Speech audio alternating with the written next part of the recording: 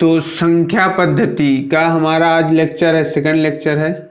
और हमने पिछले लेक्चर में भाजकता का नियम और त्रिकोणीय संख्या और अभाज्य गुणनखंडों इन तीनों कवर कर लिए थे। यदि आपने अभी तक उनको नहीं देखा है तो उनकी जो लिंक है वो आपको डिस्क्रिप्शन में मिल जाएगी, उनको भी आप जाकर इन तीनों को बड़ी आसानी से आप समझ सकते हैं और इनको निकालना सीख सकते हैं, भाजकता, त्रिकोणीय संख्या और अभाज्य गुणनखंड। और आज हम इस वीडियो में बात करेंगे पूर्ण वर्ग एवं सभी जो गुणनखंड होते हैं उनको निकालना सीखेंगे कि पूर्ण वर्ग गुणनखंड किस प्रकार निकाला जाता है और जो सभी गुणनखंड होते हैं उनको हम किस प्रकार निकाल सकते हैं। तो चलिए इस वीडियो को शुरू करते हैं। तो इस टॉपिक का नाम है पूर्ण वर्ग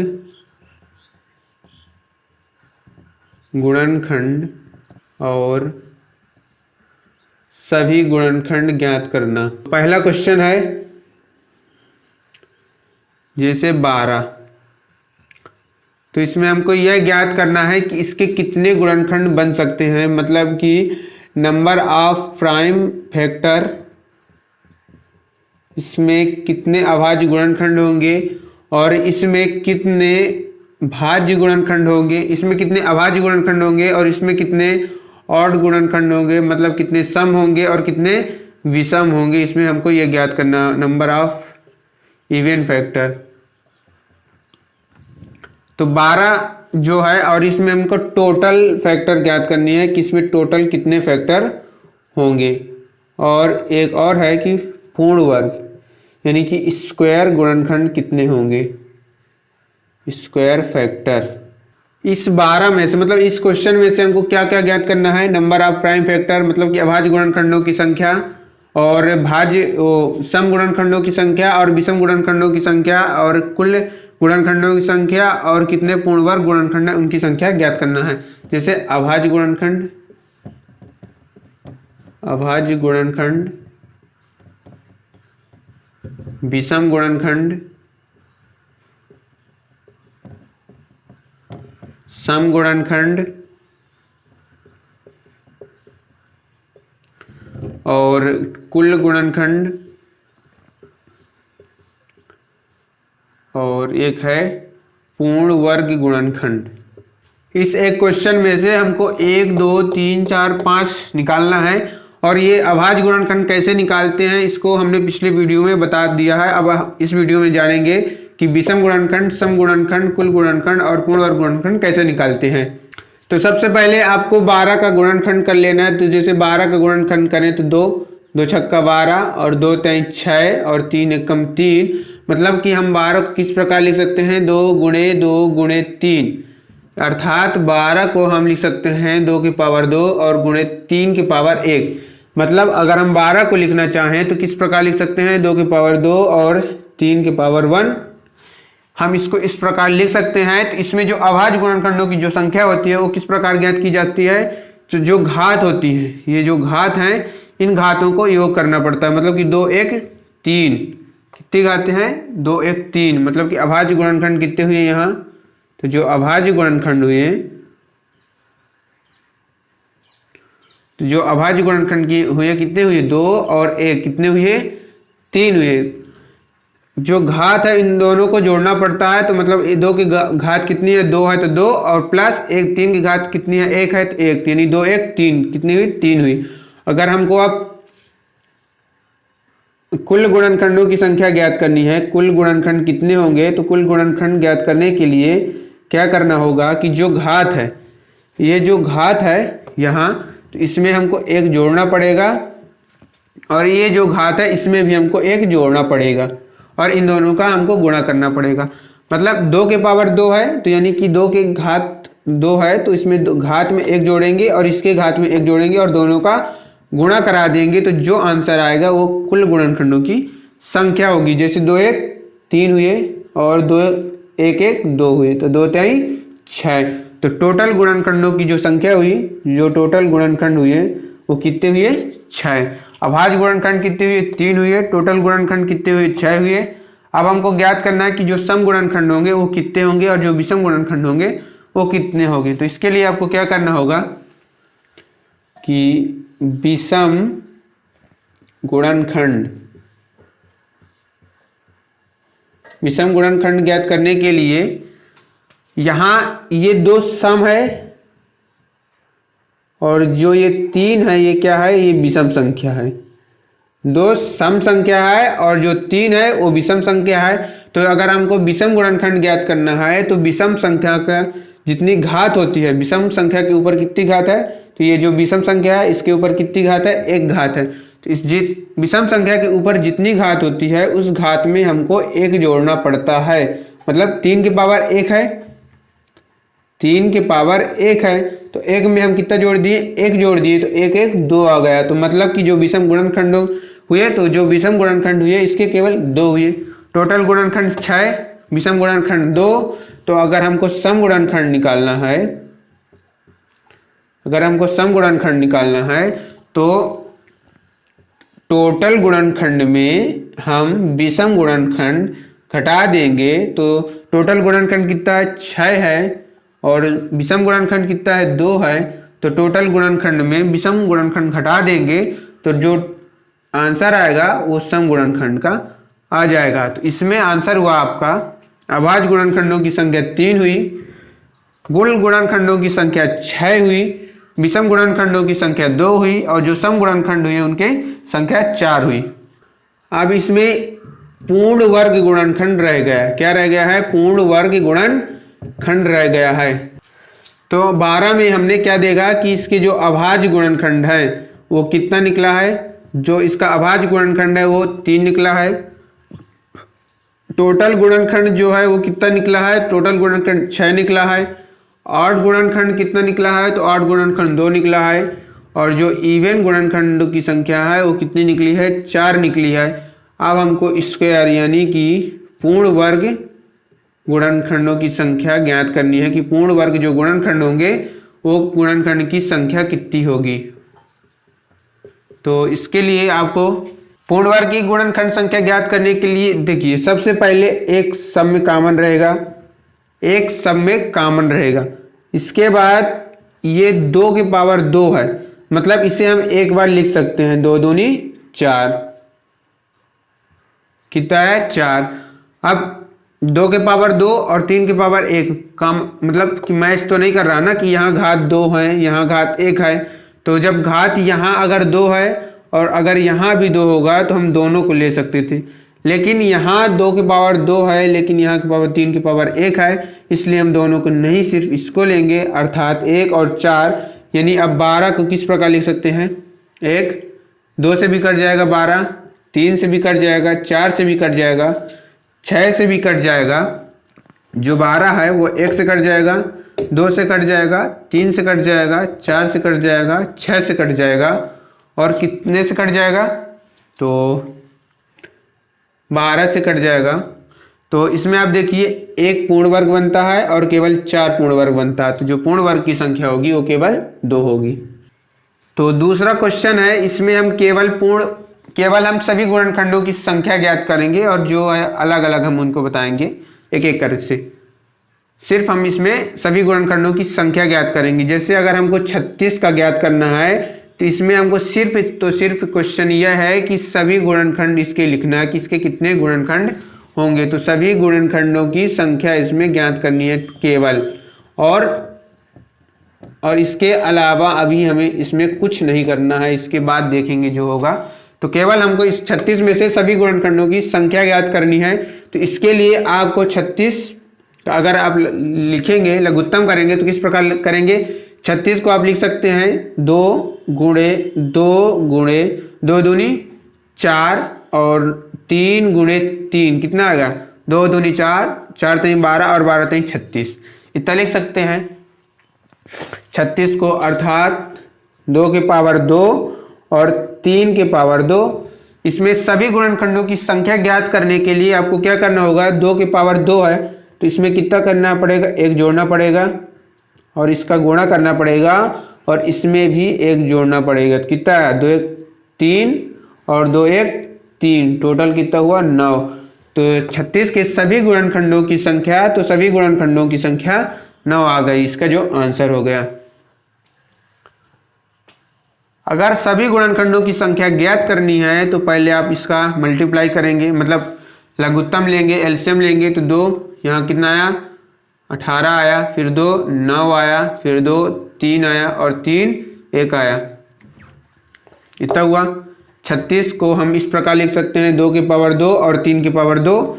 तो जो एक घात है तो घात में हम 1 का गुणा करेंगे, घात में 1 जोड़ेंगे और इसके घात में भी हम 1 जोड़ेंगे और बाकी का गुणा कर देंगे आपस में। तो जो टोटल गुणनखंडों की जो संख्या होगी वो 9 आ जाएगी या फिर कुछ भी आ जाएगी, जितनी आनी होगी उतनी आ जाएगी। 2 एकम 2 1 3 और 2 1 3 3 रखना और टोटल गुणनखंडों की संख्या कितनी हो गई 9 हो गई। तो 500 में हमें सभी गुणनखंडों की संख्या ज्ञात करनी है, टोटल फैक्टर ऑफ नंबर, मतलब सभी गुणनखंडों की संख्या ज्ञात करनी है कि 500 में जो सभी गुणनखंड कितने गुणनखंड बनेंगे, 500 के कितने गुणनखंड बनेंगे हमको यह ज्ञात करना है। अभी आप सम गुणनखंडों की संख्या, विषम गुणनखंडों की संख्या, पूर्ण वर्ग गुणनखंड की संख्या और अभाज्य गुणनखंडों की संख्या, इनको अभी भूल जाइए। अभी आपको सिर्फ सभी गुणनखंडों की संख्या निकालना सीखना है। जब ये आपसे बनने लगे तो आप सम करिएगा, विषम का करिएगा, फिर पूर्ण का और अभाज्य का हमने तो सिखा ही दिया है, आपसे बनने लगा होगा। तो आप पहले 500 में क्या करेंगे कि 500 को इसका गुणनखंड करेंगे, फैक्टर करेंगे कि आपको इसको किस प्रकार लिख सकते हैं। तो जैसे हम 500 के किस प्रकार लिख सकते हैं, देखिए 500 को हम 100 गुणे 5 लिख सकते हैं। 100 को हम किस प्रकार से लिख सकते हैं, देखिए 500 में 100 को इस प्रकार लिख सकते हैं 100 गुणे 5, 500 हुआ। 100 को किस प्रकार से लिखते हैं 25 गुणे 4, इस प्रकार से लिख सकते हैं। और 25 को किस प्रकार से लिख सकते हैं 5 गुणे 5। 500 को किस प्रकार से लिख सकते हैं, देखिए 100 गुणे 5 500 हुआ, 100 को 25 गुणे 4 और 25 को 5 गुणे 5, इतना हुआ। अगर आप अब यहाँ देखिए जैसे कितना हुआ 5 का स्क्वायर और ये 4 हुआ, इसको 4 को अगर हम लिखना चाहें तो 2 लिख सकते हैं, इसलिए यहाँ 2 का स्क्वायर और ये जो 5 है इसे हम 5 का 1 लिखेंगे। तो आप यहाँ लिखेंगे 5 का होल क्यूब और गुणे 2 का स्क्वायर, कितना हुआ 5 का होल क्यूब और 2 का स्क्वायर। तो इसमें आप टोटल गुणनखंडों की संख्या का सूत्र क्या होता है कि इसमें आप 1 जोड़ेंगे और गुणा करेंगे और इसमें आप 1 जोड़ेंगे, तो कितना हुआ 3 1 4 और 2 1 3। तो टोटल गुणनखंडों की जो संख्या हुई कितना हुई 4 3 12। तो टोटल गुणनखंडों की संख्या निकल आई। देखिए क्या करना है कि आपको 500 का फैक्टर करना है। तो 500 में क्या लिखेंगे, 500 को लिख सकते हैं 100 गुणे 5, 100 गुणे 5 और 100 को लिख सकते हैं 25 गुणे 4 और जो 25 है 25 को लिख सकते हैं 5 गुणे 5, 4 को लिख सकते हैं 2 गुणे 2। अब ये 2 है तो इसलिए हमने 2 लिख दिया, ये 2 है तो इसलिए हमने 2 लिख दिया और ये 1 है इसलिए 1 लिख दिया। अब इन दोनों जब घात मतलब आधार बराबर होते हैं तो जो घात होती है वो आपस में जुड़ जाती हैं। तो 5 की पावर 3 हो गए और 2 की पावर 2 हो गए। तो अगर आपको टोटल गुणनखंडों की संख्या ज्ञात करनी है तो घात में 1 जोड़ेंगे और घात में 1 जोड़ेंगे और दोनों को आपस में मल्टीप्लाई करा देंगे। तो 4 3 12। अब एक आखिरी क्वेश्चन करते हैं इस टॉपिक से, फिर अगला बताते हैं आपको पूर्ण वर्ग गुणनखंड निकालना, कैसे निकाल सकते हैं पूर्ण वर्ग गुणनखंड को।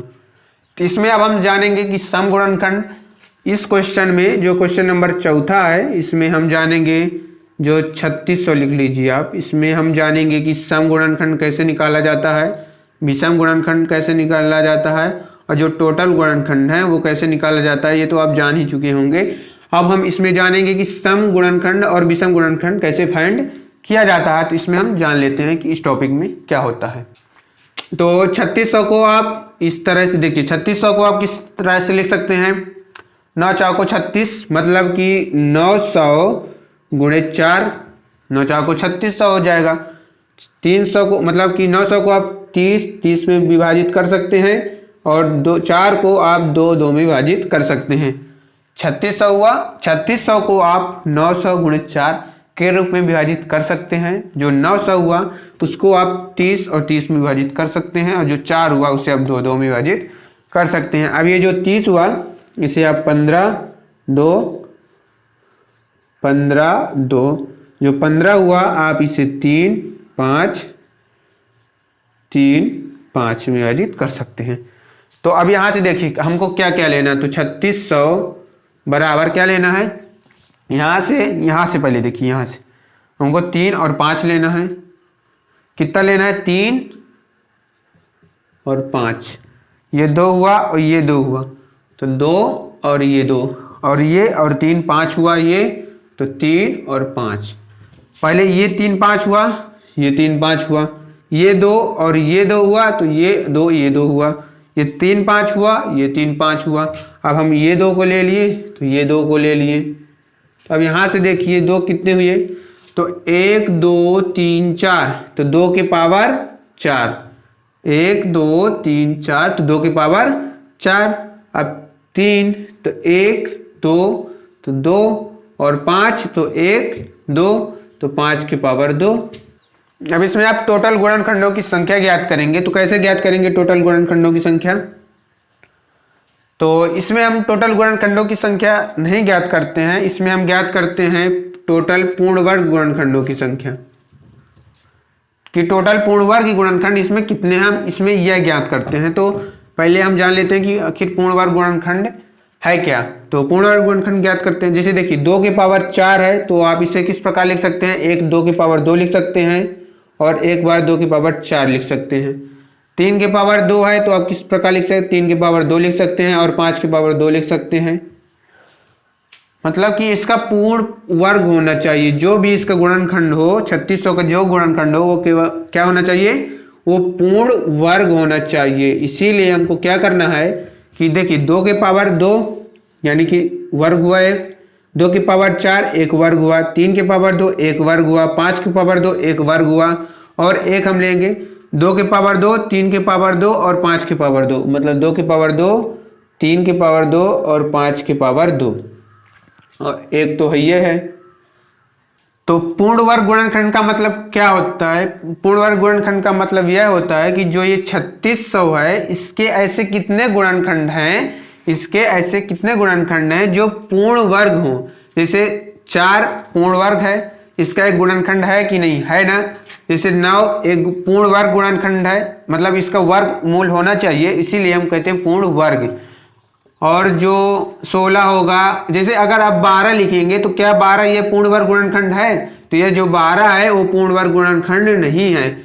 इसीलिए आप केवल वही संख्या देखेंगे जो पूर्ण वर्ग हो। इसीलिए हमने इसमें देखा 2 के पावर 2 यानी 4 आया, 2 के पावर 4 यानी 16 आया, 3 के पावर 2 यानी 9 आया, 5 के पावर 2 यानी 25 आया, 2 के पावर 2, 2 के 3 के पावर 2 और 5 के पावर 2, इन तीनों को मल्टीप्लाई करेंगे कितना आएगा? 9 चाको 36 और 36 25 का गुणा कर दीजिए। अब यानी कि 36 का और 25 का गुणा कर दीजिए, जो जितनी संख्या आती है उतना आप लिख दीजिएगा। 36 गुणे 25 और 1। आपको यहाँ गुणा करके नहीं देखना है, इसीलिए आप केवल इतना करिएगा। ये लाइन आप चाहे तो नहीं कर सकते हैं, अगर आपको टाइम अगर बचाना है तो ये लाइन मत कीजिएगा, आप सिर्फ यहाँ तक कीजिएगा। तो आप संख्या लिखेंगे कि 1 2 3 4 5 और 6। तो जो 36 है उसके टोटल गुणनखंड कितने हुए? तो उसके जो टोटल गुणनखंड हुए 6 हुए। तो इसके जो टोटल पूर्ण वर्ग गुणनखंड हुए वो कितने हुए? जो टोटल पूर्ण गुणनखंड हुए तो 6 हुए। तो आप इसमें लिखेंगे कुल गुणनखंड, कुल पूर्ण वर्ग गुणनखंड की जो संख्या हुई वो केवल कितनी हुई? 6 हुई। इसे हम और आगे उदाहरण से समझते हैं कि आखिर आप किस प्रकार पूर्ण वर्ग गुणनखंड निकालना सीख सकते हैं। हम आपको कुछ होमवर्क भी देंगे, आप उनको कीजिएगा। हम आपको पहले बता दें कि सम गुणनखंड और विषम गुणनखंड किस प्रकार निकाला जाता है। इसमें हम देखिए क्वेश्चन नंबर दूसरा के द्वारा फिर से समझते हैं कि जो ये 900 है इसके कितने पूर्ण वर्ग गुणनखंड हैं, कितने पूर्ण वर्ग गुणनखंड हैं। यह क्वेश्चन पूछा जा सकता है, ये इंपॉर्टेंट है। मतलब अगर आप सोच रहे होंगे कि इससे किस टाइप के क्वेश्चन बनेंगे, तो इससे किस टाइप के क्वेश्चन बनेगा, देखिए 900 के कितने पूर्ण वर्ग गुणनखंड है, इस टाइप के क्वेश्चन बनेगा। बोल देगा 500 के कितने पूर्ण वर्ग गुणनखंड होंगे।